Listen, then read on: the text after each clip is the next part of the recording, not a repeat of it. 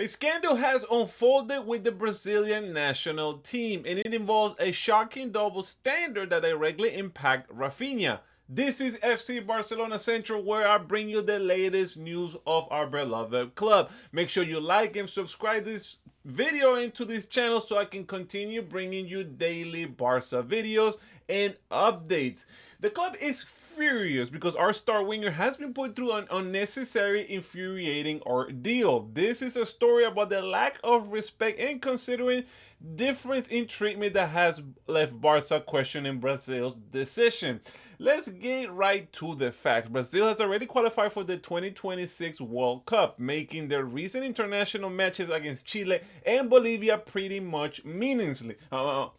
Like it doesn't matter, meaningless.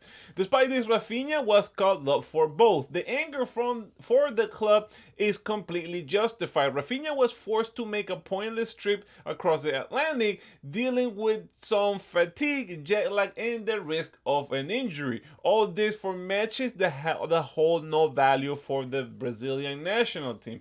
But the real insult here is that the clear and undeniable double standard. While Rafinha was forced to travel, the entire Real Madrid players from Brazil of Vinicius, Rodrigo, and Eder Militao were all granted rest and stay in Spain, in the Spanish capital.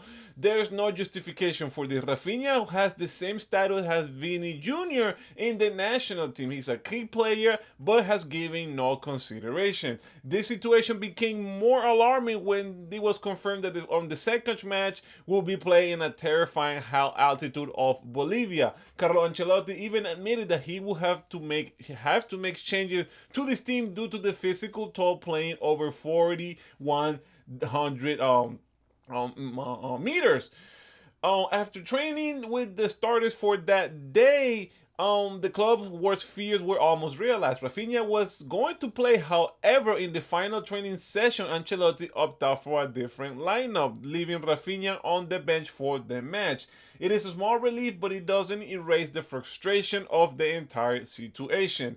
This entire situation was frustrating and completely avoidable, but it uses a key Barcelona player playing meaningless games. This is just crazy. Well, these counterparts at a rival club were given a free pass. This gave us a simple question: what was the real motive behind this decision?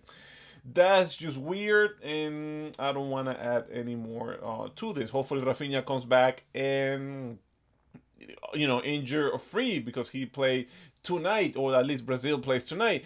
The season did not end well for FC Barcelona before the break. The team's draw against Rayo Vallecano left a worrying impression, and coach Hansi Flick even admitted his frustration publicly after the Mallorca game. He demanded more commitment from the players and even called for a deep reflection. And now, with the international window winding down, two major concerns for Flick are Rafinha and Ronald Araujo. Both players had to make a long, exhausting trip to South America for games that were essentially meaningless. Rafinha played 78 minutes against Chile, and Araujo is expected to start Uruguay's final match. The fatigue from these long trips, combined with the risk of playing in high altitudes, is just significantly worrying for the club. But the biggest and most immediate concern is Frankie de Jong, our essential Dutch midfielder, returned with a discomfort after the match against Poland. As I mentioned in the last video, he is going to be out for we don't know how long yet, but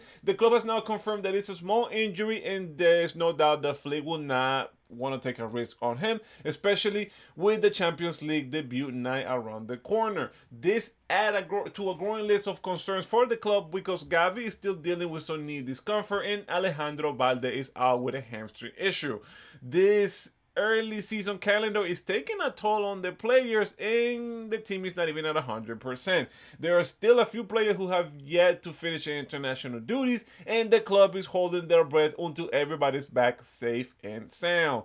It is a difficult situation for the team, but also it's a test of character and depth. With a tough match against Valencia and a crucial Champions League debut looming, the team needs to quickly rediscover its identity.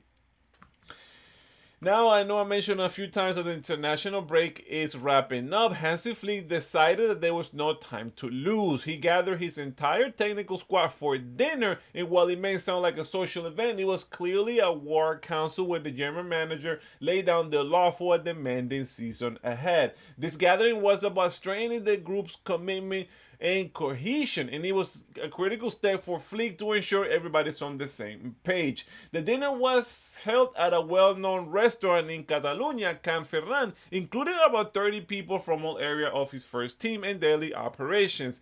This wasn't just a gathering for the coaches, but it was a uniting the entire operational structure of the squad.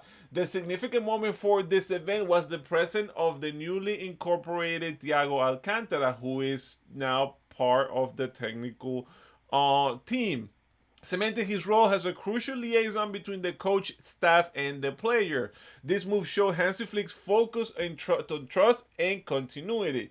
During this dinner, Flick makes sure to focus shifted from pleasantries to performance. He delivered a speech that was reportedly loaded with motivation, emphasizing on the importance of cohesion and total commitment. He made it clear that the recent results were unacceptable. He pointed to the poor performance in Levante and against Rayo Vallecano, and even the unconvincing win against Mallorca. Flick reiterated his stance. This team cannot play at 50%. Flick has always attributed the team's success to the work of his assistant, and his message was simple. They must collectively ensure the team immediately recovers the defining identity that led them to win many matches last season.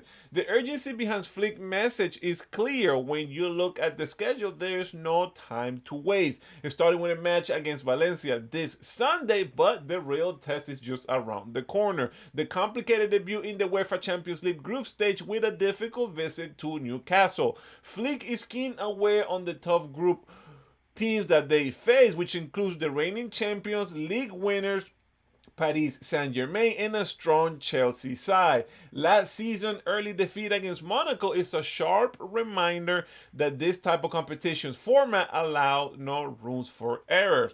This dinner was less about celebration and more about the rallying cry. Flick's leadership is firm and his message is clear. The high standard that brought success must be recovered now. The club is facing a little bit of a rough situation with this new reality of these injuries and significant fatigue as the players prepare for a crucial stretch of the season. I do want to know, how worried are you about the team's physical state right now? Let me know your thoughts in the comments. Do you think Hansi Flick's focus on unity is an uncompromising demand or for commitment? Would that be enough to park the necessary improvement on the coming weeks? Make sure you like this video, subscribe to the channel so I can continue bringing you daily Barca videos. And until next time, Visca Barca!